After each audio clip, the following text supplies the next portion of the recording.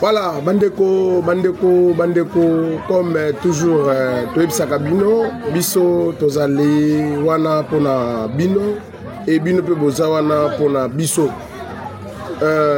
Soki bo moni manière ya kolobela oyo, ezava manière ya ndenge to antamaka babiloko na biso te na ndenge ya bukongo. Tekila mwana konga bakampo ba YouTube, vantoala bato babo. Mwana Kongo binda mene muki sunzula vovan kombwandi duvela ngudiani bonso kuna manis na muyenge kifwani mono ne kiala lusila fumananga mwana ni minene yenge kelo mutatu kemase na kwa kolonina. Là c'est de la part de Makessa de Bundu dia Congo. Alors, il y a vraiment qu'on adressé message à Makessa ya Bundu dia Congo, mais il y a qu'on adressé message au gouvernement congolais. Gouvernement congolais, et tant que je suis l'homme qui est mieux placé dans la manière nangai, je dois quand même parler. Je dois parler par rapport à mon pays. Je dois parler par rapport à tout ce qui se passe à l'est du pays. Et parce que nous ne voulons pas. Aujourd'hui, c'est l'est du pays qui est pris en otage par les bandes d'assaillants, bandes de rebelles, des AFC et puis M23. Hein? Tous forment une équipe et appuyés par le Rwanda, notre voisin. En tout cas, c'est purement regrettable, quoi. Alors, je ne suis pas venu parler de ce qui se passe à l'Est, mais je suis venu parler au gouvernement congolais. Et lorsqu'on parle du gouvernement, nous voyons d'abord la première ministre, Maman Souminoua, Judith. Oui, vous êtes nommé comme Premier ministre et on nous a fait croire que vous êtes purement Mukongo. Bon, là je ne vais pas douter de tout ce que vous êtes, mais ce qui est vraiment important pour nous, c'est votre aussi votre position, votre appui à l'est du pays, parce que vous avez déposé,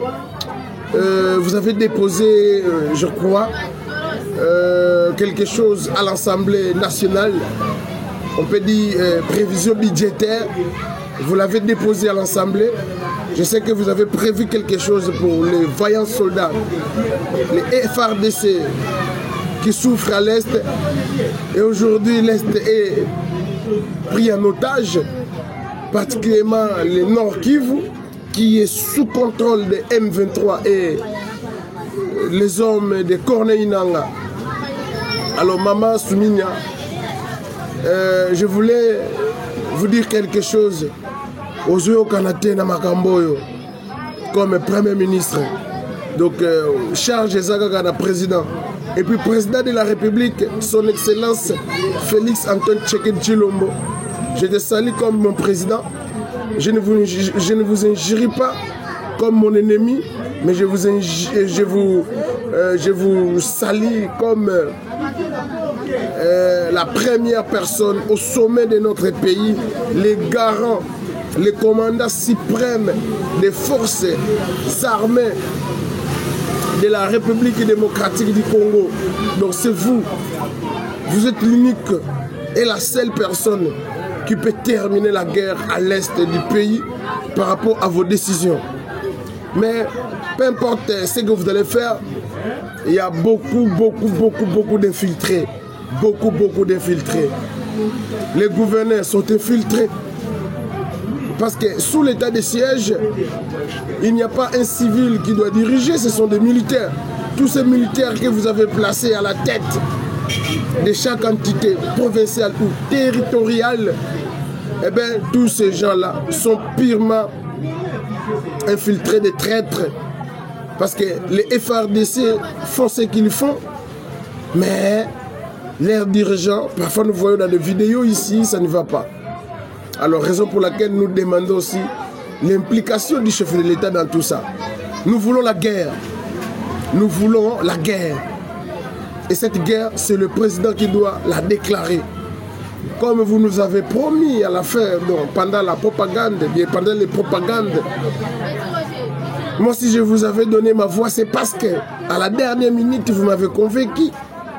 Vous aviez dit si moindre un Congolais perd sa vie à l'est du pays, eh bien vous allez vous impliquer, vous allez appeler les congrès, les députés, les sénateurs pour demander la guerre. Chose que vous n'avez jamais fait depuis que vous êtes en train de briguer les deuxième mandats. C'est sauf que pendant votre propagande, peut-être que j'étais sous-informé, je n'ai pas entendu les discours parlant que vous allez toucher la Constitution, faire la révision constitutionnelle.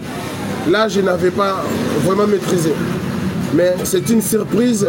Le président nous parle de la révision ou changement de la Constitution et la guerre. Une fois, j'ai suivi un politicien qui m'avait aussi donné quelques matières dans la politique en disant que si le pays est en guerre, le président de la République ne peut jamais évoquer l'histoire des révisions ou soit des changements des constitutions, que sais-je encore quoi. Et le pays est en guerre, mais le président de la République et son excellence Fatou Beton, l'homme que je salue de loin, ne reconnaît pas que le pays est en guerre. Bon, si je dis qu'il ne reconnaît pas, il le reconnaît personnellement, peu politiquement parlant, le président ne le reconnaît pas que le Congo est en guerre. Alors, raison pour laquelle le président doit demander, comme il nous a promis devant le Congrès, la guerre, afin qu'on puisse défendre l'Est du pays qui est pris en otage par les ennemis de la République. Voilà ce que je voulais dire ici. Alors ici, j'interpelle tous les politiciens. Comme je viens de commencer par lui-même, le président de la République, celui qui est au sommet. La première institution est dirigée par lui. La deuxième institution est dirigée par la première ministre actuellement en RDC, Maman Souminia. J'ai dit, vous devez faire quelque chose par rapport à votre rang, position. Et la troisième institution, c'est le Parlement. Et dans le Parlement, nous avons deux chambres. La chambre haute et la chambre basse. Et je demande aussi à Samalou Konde et à Vitali Kamere, des personnes influentes de cette République. En tout cas, on ne vous voit pas dans ces affaires ici. Et vous êtes toujours dans le silence. Et sauf que récemment, je viens de regarder une vidéo où Vitali Kamere disait la plus grosse erreur que les politiciens de la RDC viennent de commettre, c'est d'oublier la population et seulement ils sont là pour défendre leurs propres intérêts. Maintenant, le pays est en guerre. Chacun de vous doit se référer à ses attributions. Les attributions du chef de l'État, c'est défendre, parmi les attributions du chef de l'État, c'est défendre le territoire national en cas de guerre. L'Est du pays est en guerre et cette guerre-là, Corneille Nangaa joue un village. Il vous annonce qu'il est à l'Est, il est à Goma. Aujourd'hui, il a récupéré une deuxième ville, la première ville plutôt de la province du Sud Kivu.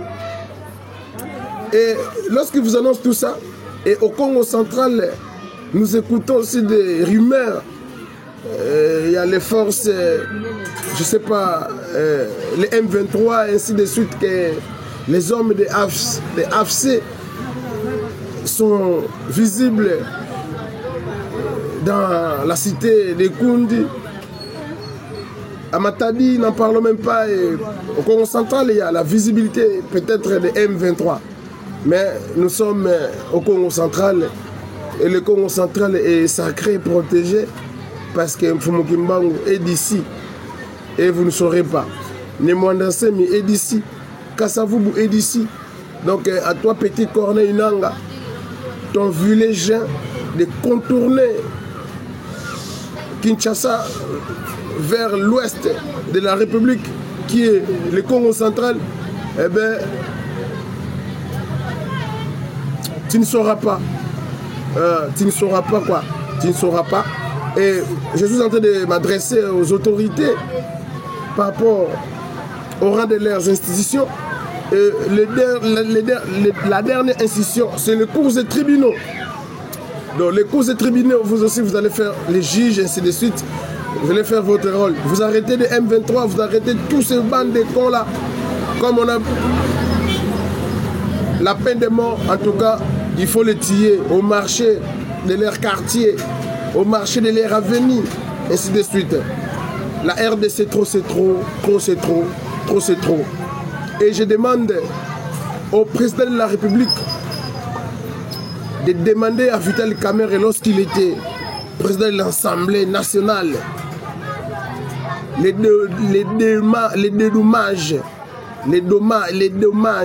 dommages et intérêts, voilà, les dommages et intérêts que l'Assemblée nationale voulait faire, voulait donner à la personne de Nemwanda Nsemi et de son groupe Bundu Dia Congo. Et c'est les 13 millions. 13 millions. Où sont ces 13 millions? Mais Nemwanda Nsemi n'est plus là. Avec son argent, vous avez bouffé. Avec ses œuvres qui vous a parlé. Personne ne l'a compris. Et vous l'avez roulé avec vos vues légers. Vital Kamerhe, vous connaissez, non? 13 millions de dollars américains. Nemwanda Nsemi, 3 millions. Et les adeptes de Bundu Dia Congo, 10 millions. Où sont ces billets de banque? Et aujourd'hui, le Congo est en guerre. Les Wazalendo sont devenus des véritables compatriotes. Mais les Bundu Dia Congo, les adeptes de Bundu Dia Congo, étaient considérés comme des sorciers.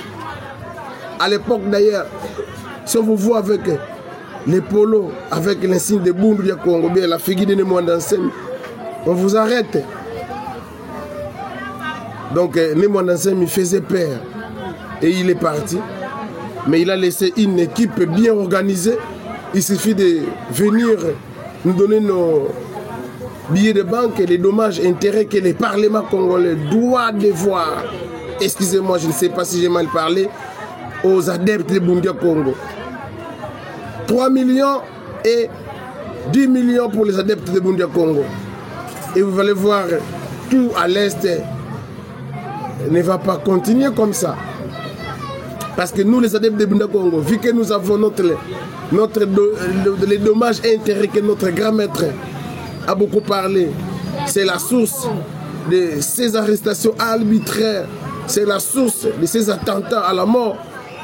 Eh bien, donnez-nous seulement tout ça. Vous allez voir, tous les adeptes de Bundu Dia Congo vont se mobiliser et peut-être envoyer les renforts là-bas.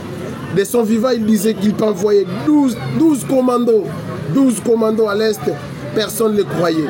L'Est du pays, rien qu'avec 12 commandos, on va neutraliser tout. On va détraquer tout. On va traquer plutôt, pour ne pas dire détraquer. On va traquer tous les complices, ainsi de suite. Et l'Est du pays sera libéré totalement, bien à l'éternité. Donc ici, je veux juste dire que chacun joue son rôle. Le président, vous devez demander la guerre. La première ministre, vous devez vous impliquer. Les deux présidents du Parlement, vous devez faire quelque chose. La quatrième institution, les cours et tribunaux, vous arrêtez tous ces gens-là. En tout cas, inutile de les mettre en prison. Mais il sera souhaitable de les tuer comme vous avez décrété la peine de mort. Au royaume du Congo, tous ces malfaiteurs ont les intérêts vivants au marché. Voilà ce que je voulais dire. À vous les Congolais, à nous tous les Congolais, ne laissons pas notre pays entre les mains des rebelles, parce que Nanga nous a avoué que le président Tshisekedi n'a pas gagné les élections. Et je ne sais pas pourquoi il nous a dit ça. Il nous a dit ça pour flatter nous les Congolais Biokoma. Non. Parce que Nanga Corneille est déclaré comme l'ennemi de la République. L'ennemi de la République. Si à l'est du pays, les gens l'encouragent, en tout cas à l'ouest, au centre, au nord et au sud, personne ne peut encourager l'initiative de Nanga. Parce que nous ne voulons pas les pays soient dirigés par des rebelles, parce que les conséquences sont vraiment sont vraiment nombreuses. Hein? On ne veut pas ça. Sinon, si Nanga arrive à Kinshasa, et les Bakongo quittent la RDC. Car la Déclaration universelle des droits de l'homme reconnaît les droits de l'autodétermination de chaque peuple qui est massacré, chaque peuple qui est marginalisé. Le cas du Congo central. Si Nanga arrive à Kinshasa, il renverse les pouvoirs de Kinshasa, le Congo central va s'occuper de Nanga personnellement. Moi je vous parle, j'ai le pouvoir. Non, mes condisciples ont le pouvoir. Et nous, chez nous, nous avons un adage, l'union fait la force. À Congo de chez nous, on dit Ngolo Zangano Mumaza, Kasizaba Congo, nous qui sommes les Bakongo, Zénamo Peve Yamikamiamboa. Je vous invite la traduction de cet adage Pirma Congo. Allez faire vos recherches. Mais le Congo, actuellement, nous devons rester unis afin de sauver notre pays sous les joues coloniales par les billets de Rwanda ainsi que l'AFC et puis le M23. Donc le Congo sera toujours fort. Le Congo ne perdra jamais la guerre. Nous allons gagner cette guerre et il suffit que le président de la République puisse parler et vous allez voir que même nous qui sommes les Makessa, nous allons rejoindre les Wazalendo. Je vous salue. Mais avant tout ça, nos 13 millions, les dommages et intérêts que le Parlement avait décidé de donner à Mwanda-Nsemi en 2008, parce que les Bakongo vivent dans les injustices multiples et nous ne voulons pas mélanger tout ça pendant que la RDC est en train de plairer les siens à l'est du pays. Et nous voulons juste donner, malgré tout ça, donner notre soutien au président de la République. Voilà, chers tous, les messages que j'avais aujourd'hui. Vendredi 7 février 2025. Que Dieu bénisse la République du Congo. Que Dieu bénisse le Congo central. Que Dieu unisse plutôt les adeptes de Bundé Congo en vrai seul homme, et que tous les maillots là n'auront plus lieu et nous allons gagner jusqu'à la mort. Merci beaucoup.